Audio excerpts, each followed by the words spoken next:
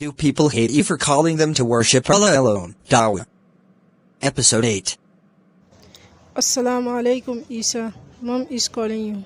Walaikum salam, sister. I am coming. Assalamu alaikum, Mom. Walaikum salam, Essa. Essa, I want you to listen to me very carefully. What is your plan now about life, as you are growing up now? Mom. Yes, Essa. I want to study law. MashaAllah, Essa. May Allah help you with it. Sister Fatima, what did you say about it? Sir, it is very good to study law, but... But what, Sister Fatima? I do not think sure you will start saying here again about Quran Sunnah. Did Quran and Sunnah says anything about studying laws, Sister Fatima? Yes, Isa. Quran and Sunnah explain about hate. Is there anything which Islam does not speak about? No, Isa. Anything we see and which we cannot see in this world, Islam speak about hate. Either be science, agricultural science, law, government, banking, human rights, women's rights, children's rights, even how to behave towards the animal, the right between us and Allah, the right between our fellow human being, and many others as well. Sister Fatima, which one is the most important among all the rights? The most important among all the right is the right between Allah and us. What is that right, Sister Fatima? It is mentioned in Hadith, which is talking about Tawheed, the right between Allah and us, that we worship Him alone, and He will not punish the one who worship Him alone. But Fatima is human and jinn worshipping things beside Allah? Yes, he said, of course. There are many people doing that. Some are worshipping the grave animal, human, stone, mountain, praying to others, loving others as which of the love of Allah, sacrifice to others, prostrating to others, slaughtering to others' name than Allah, and many others form of shirk. Yes, sir, these are all rights of Allah, and people are doing it for some of their fellow human beings and some jinns. With all this injustice, do you think that we can live at peace, Isa? No, sister. Except if we all walk toward the part of Allah, then there will be justice.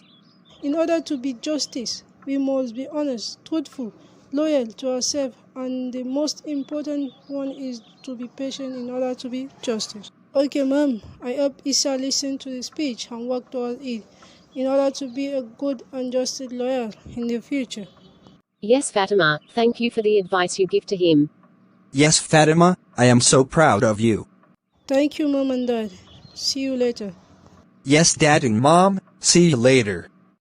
Assalamu alaikum, Father. Walaikum salam, Fatima. Father, you are always busy on business, both day and night. Yes, Fatima, I'm also on it. Is there anything wrong with it, Fatima? Father, business are good with condition. What are those conditions, Fatima? First, business should not stop you or prevent you from worshipping Allah alone. It should not prevent you from fulfilling the right of your family and prevent you from spending time with your family and loved ones. Fatima. Yes, Dad. Can you explain for me what Islam says about businesses?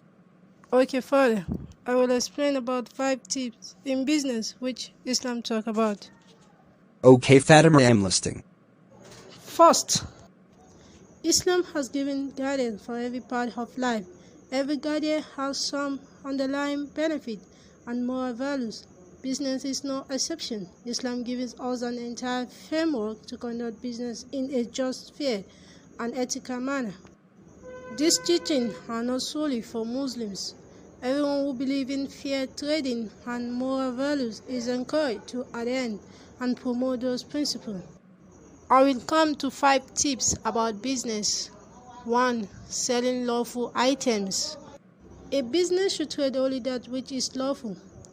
Items such as alcohol, tobacco, punk, pornographic material and service, interest-based debt should not be traded.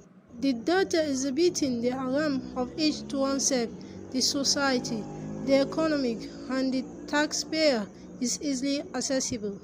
NHS estimates that the treatment from alcohol abuse costs £3.5 billion a year. The harm of continuous alcohol consumption to the body is known to all. Smoking causes cancer. heart disease, stroke, lung disease, and many other severe illnesses.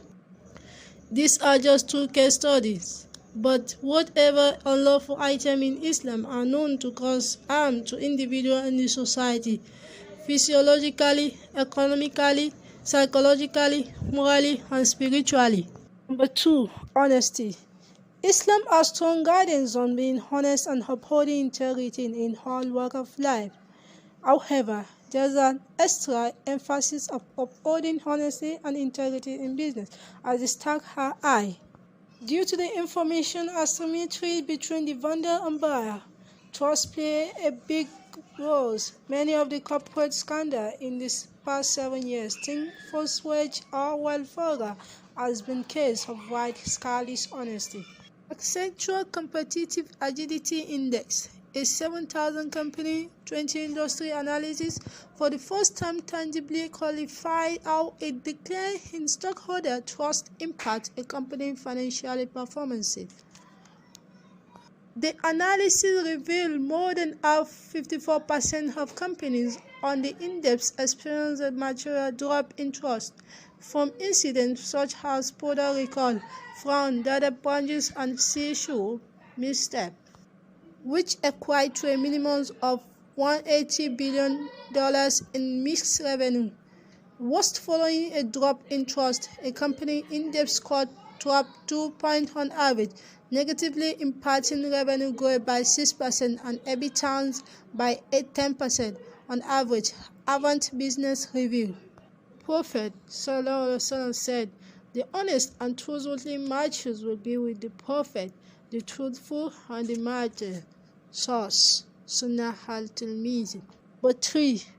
Good treatment of staff. A fundamental rule of Islam business is the good treatment and timely payment to employees. The Prophet ﷺ said, "Give the workers his wages before his sweat dries." Ibn Majah. In another statement, the Prophet ﷺ said, "Whoever employs someone to work for him, he must specify for him his wages in advance." Musannaf al-Razak, Almighty God said, "O you who have believed, fulfill your contractual obligation."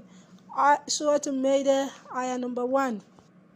This verse highlights the importance of both parties abiding by their side of the bargain. On one occasion, the Prophet reports that God says, "I will be the opponent to 3 types of people on the day of judgment, and one who hires staff, takes full work from them, and does not pay them their wages." Sahih al-Bukhari reported. Beyond just timely payment, staff should be served well. Students have shown that if employees are treated well, it results in: Number 1. Increased productivity and employee loyalty, which ultimately lead to more production, growth, and profit. Number 2. Stronger customer relationship. Number 3. Less sick day and hence less opportunity cost. Number 4. Higher employee retention and a low staff turnover rate. Number 5. A greater pool of talent to select for your workforce. 4. No deception upon valuing the counterparty and upholding their integrity is a key principle of Islam business. Deception and fraudulent behavior are completely prohibited. This principle ensures that we not only be honorable to our transactions, but we value and respect the people we trade with too. God says, "O you who have believed, do not consume one another's wealth unjustly, but only in lawful business by mature concept." Surah An-Nisa, ayah 29. The prophetic narration said, "Whoever cheats us is not one of us." Sahih Muslim. According to another report, the Prophet ﷺ passed by a piece of food in the market. He put his hand inside it and felt deepness, although the surface was dry. He said, "Oh, owners of the food, what is this?" The man said, "It was damaged by rain, O Messenger of Allah." He said, "Why do you not put the rain damaged food on top so that people could see it?" Whoever cheats us is not one of us, Sahih Muslim. Number 5. Charity. The Prophet advised traders and businesses to give charity. He said, "O businessman, transactions carry lies and falsehood, so add charitable giving to your businesses to mitigate wrongdoing." Further, charity in this sense does not only mean monetary payment to the needy and poor, but charity is also committing to climate change, trying to minimize waste and adopting a zero-waste economy model. I will stop here, Father, and tomorrow, inshallah, we will continue our lesson. Okay, Fatima, thank you so much for this lesson. I am so proud of you, my daughter. Dad, I'm also proud of myself, and it's been your effort all this while. Thank you, Dad, for allowing me to be what I am today. You were able to achieve it because you do not give up, and you believe in your dreams that you can do it. Good night, Dad. Good nights to you, my daughter. Watch out for episode 9. A story by Abu Sadais. Produces and directed by Fta New Age Video.